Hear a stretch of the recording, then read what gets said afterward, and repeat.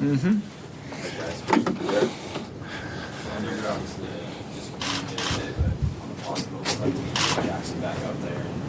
To get Gabe back, man, it was awesome, man. I think shout out to the offensive line. You know, Trent went down. David Sharp, who has had some better days, had some harder days early on in his career, has kept fighting, has kept trying to be a better player, and came out today and played great. You know, so I got to give credit to all of those guys to have them all back, to have them all playing the way that they did. I thought they did an outstanding job. I think everyone would agree with that.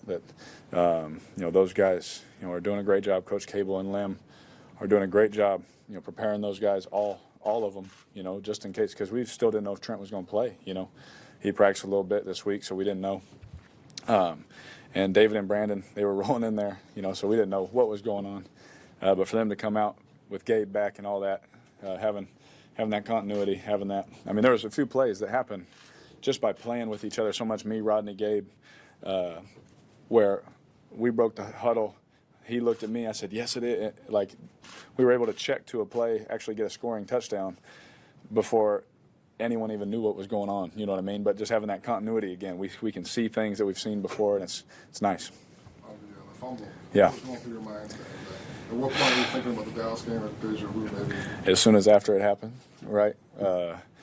It's so. I told you, everyone's patting me on the head on the sideline like, you're just trying to make a play, and I understand, because like the ending of it is a fumble. It's their ball. Like, it sucks, But in that moment, I was telling you, it's so hard where you're like right there, and you're playing a tough team, where you're going to need all the points you can get. It's like, man, it's so hard not to try, Like, that's everything I've ever been about in my life is to try. Maybe I got to go two hands, right? Trying to extend with one hand isn't smart. That was stupid. But at the end of the day, like, it's really hard in that situation as you're running. Like, I'm not thinking about anything else, but, oh, man, I can get in, right? But it sucks, man. It's my fault. I let my team down on that. Did it have a feel of a kind of a shootout game that you guys were going to have to steadily score points and not capitalizing on red zone attempts like you guys have been in recent weeks?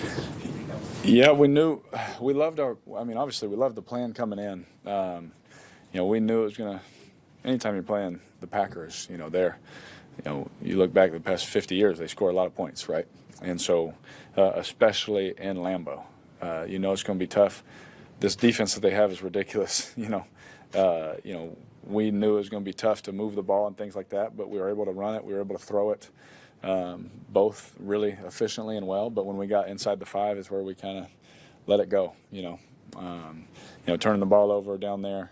I'm more so talking about the fumble. The interception at the end is just me just trying to get some points on the board, right? Trying to get the points back.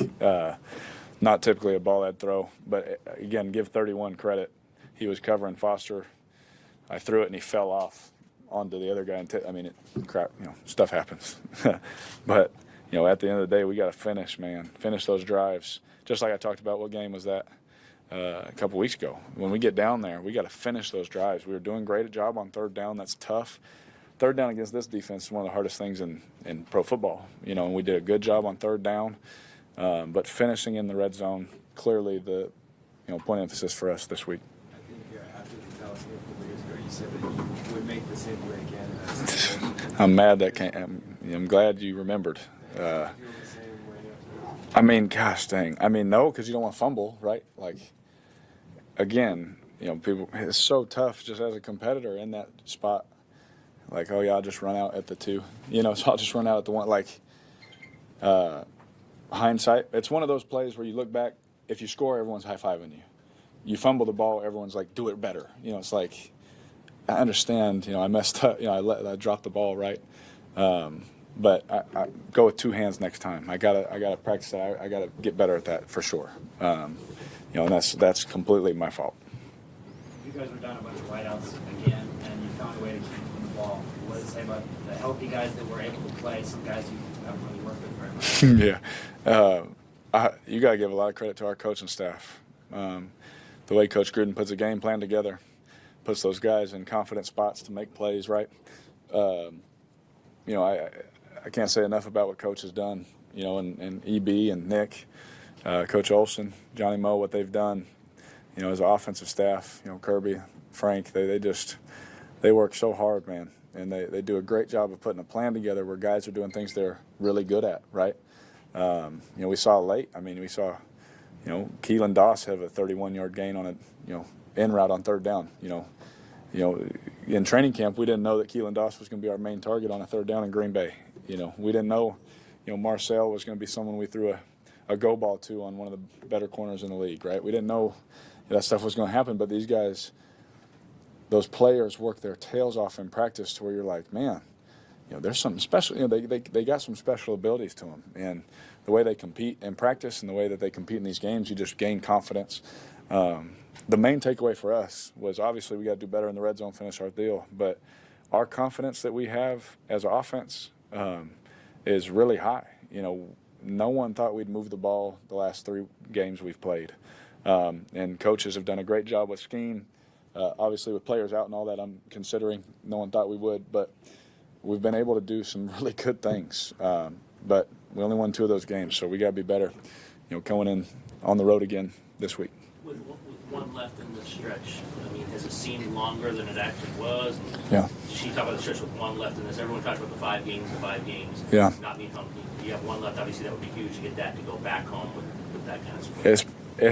It's felt like I'm tired, you know what I'm saying? Like traveling. That's crazy. It's kind of unheard of, right? But it's nice to know, even though we shot ourselves in the foot today, that we're in an all right position to make a run coming with a whole bunch of home games, right? We need Raider Nation to be loud, to be aggressive, to be there, after we get back from this last game, because we can put ourselves in a position to make a run with a lot of home games. We can look at it one of 2 ways, like, I'm looking at it, man, we get a lot of home games down the stretch, right? And I'm excited about that. I am tired of traveling, but we'll do it one more time.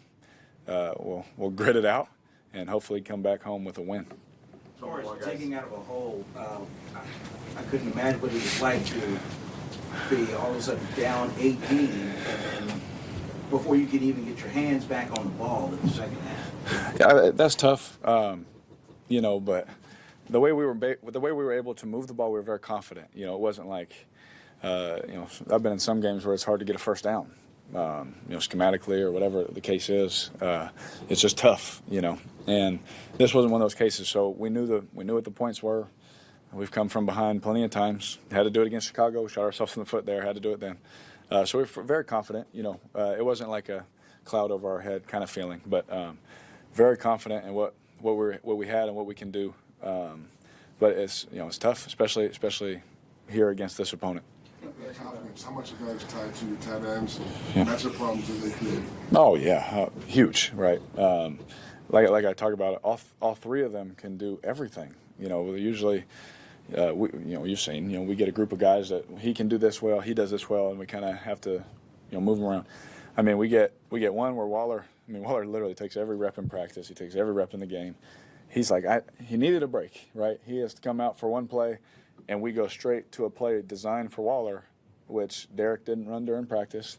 He runs the little corner stop route. We hit him for a big play, right? Like, those guys can just plug and play them wherever they need to be. I'm checking protections with Waller in, with Foster in, with Derek in. The touchdown to Foster is a hand signal. We've never done it with 3 tight ends. But coaches, we drill those hand signals for everybody. We put the fullbacks out there and practice all these kind of things, right? We've never done it with 3 tight ends. They all did exactly what they're supposed to do, and Foster scores. Like that. That's how much confidence, you know what I'm saying? I'm trying to explain, where I can hand signal something that they've not all done at once, and we can execute it. Last one. How confident are you in Josh Jacobs, too? We always ask you that. I'm sorry, what was the first thing? How confident are you in Josh Jacobs, too? Because he's just a unique player.